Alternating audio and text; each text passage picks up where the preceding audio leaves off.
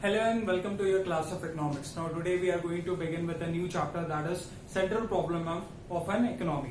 So what is central problem? See, central problems are those problems which are found in every economy of the world, whether you talk about the Indian economy, whether you talk about the Russian economy, or whether you talk about the USA economy or China economy. These problems are found in every economy of the world. Okay, so what are these problems? So we begin like this. Okay, what is an economic problems? So what is an economic problem? See, human wants are unlimited. Okay, human wants are unlimited, and resources for these to fulfill these human wants are scarce. Okay, to fulfill these unlimited wants, we have scarce resources, and these scarce means here limited. Means unlimited. In front of unlimited wants, we have limited resources to fulfill. So it is not possible in the economy to produce each and every things asked by the or demanded by the individual. So here economy gets very necessary step to make a choice. So here economy makes choice that what to produce. Okay, so here economy makes choice regarding for the efficient use of the available resources like land, labor and capital. Okay, see, these all three things, if you talk about, these things are available with us, that is in limited number. Okay, so that is not unlimited. So these are the limited resources. Here economy takes a step to make choice regarding the resources, efficient uses for the resources, that is land, labor and capital. Now here economy will think what things are to be produced for the industrial goods, and means how much resource is used by the economy to produce industrial good, or how much means resources are to be used by the economy to produce agriculture products. So these things are there in the choice. So here government makes, or here economy makes the choices. Okay, now you understand like this: allocation of resources. Okay,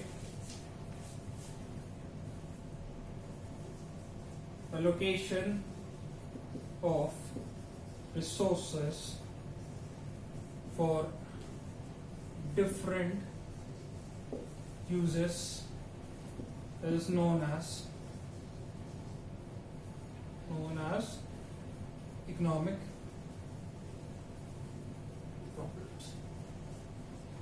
Okay, so these are the problem of, means here the main problem is allocation of resources for the different uses. Okay, that is the main problem of, that is known as economic problem. Okay, now we see what are the main causes of rising these economic problems. Okay, so reasons and cause for economic problem. First one is human desire.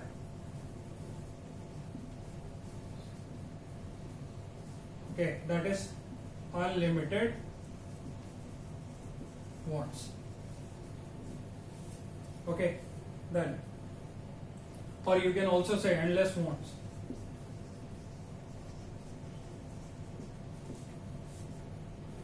Second, scarce resources or scarce resources means limited resources.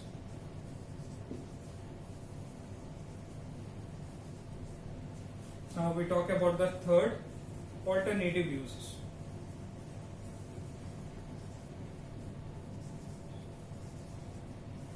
Now, when we say about the resources, scarce resources, generally resource means here in economics money. Okay, and this will make economics for studying these things very easy if you consider resources to be money in economics only. Okay.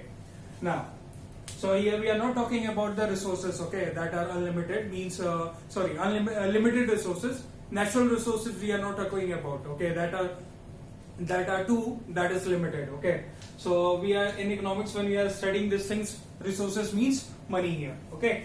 So see, human desires are unlimited, and scarce resources, that means limited resources and alternative uses. For example, if you need to understand these things, see, you are going to purchase a new thing for anything. So suppose you purchase TV, washing machine, laptop, mobile, anything. If you are going to purchase, you are not stop at one place, okay. You ask for, desire for more. Suppose if we take example for mobile, okay. Suppose you are going to purchase a mobile. You purchase mobile. You have money, you get money from your father or your parents, okay. Means anybody in your family provide you money to purchase this thing, or even you get pocket money that you save and you purchase the mobile, okay. Now that is not, you stop with the mobile only. When you purchase a new mobile, you purchase the SIM card for it, you purchase screen guard for it, you purchase cover for it, you purchase even the memory card for it.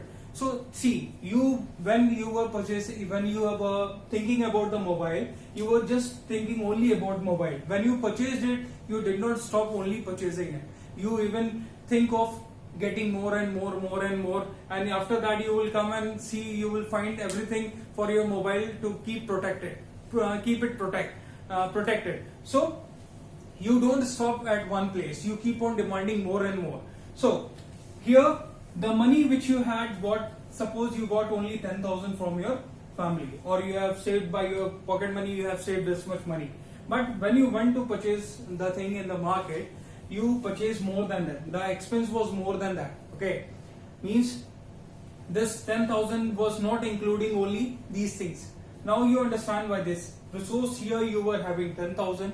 Suppose you have spent on your mobile 8,000. And other things are also there, like memory card, cover, screen guard, each and everything. You spend all those money, amount of 10,000 on purchasing of a mobile. Now see, if you think again something better mobile is coming, then you have limited, you cannot purchase it. But here your resources stops you. Then what you say, it is a limited one.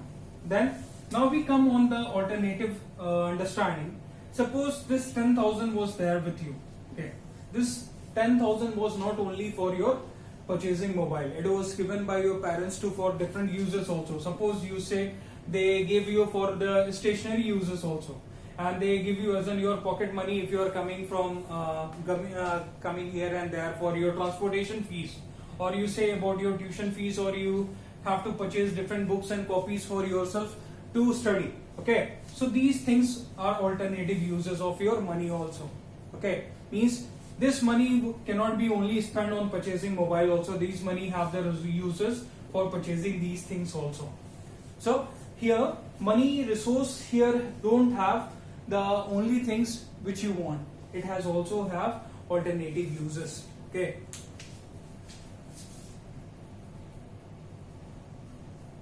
Now with this alternative uses, you can also say that it has means all the resources, or you see all the demands of human being cannot be satisfied in a limited resource. So here you get the power of choice.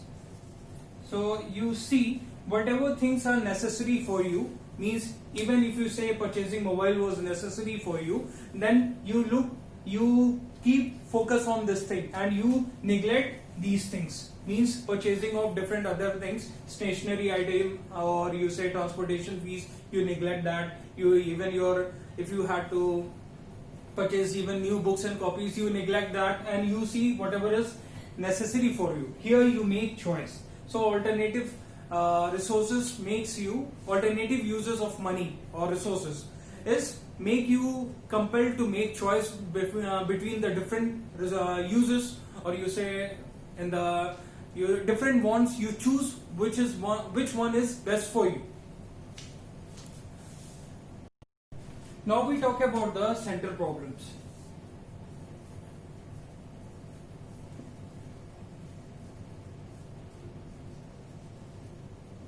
So your first center problem is what to produce. Second, how to produce. Then third, for whom to produce. Now, you see this. These problems are there. These are the center problems. What to produce, how to produce, and for whom to produce. See, what to produce. Here, two things come. Two problems come here. Means what to produce, whether you have to, what to produce means whether you produce consumer goods or capital goods. Now, again these things, how much to produce in this? Okay.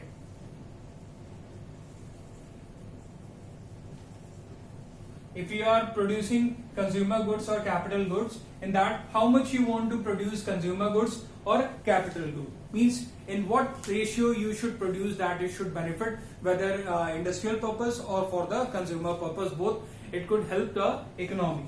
Now we talk about the how to produce. In this production process, two technique comes. Okay, labor intensive technique, then capital intensive technique.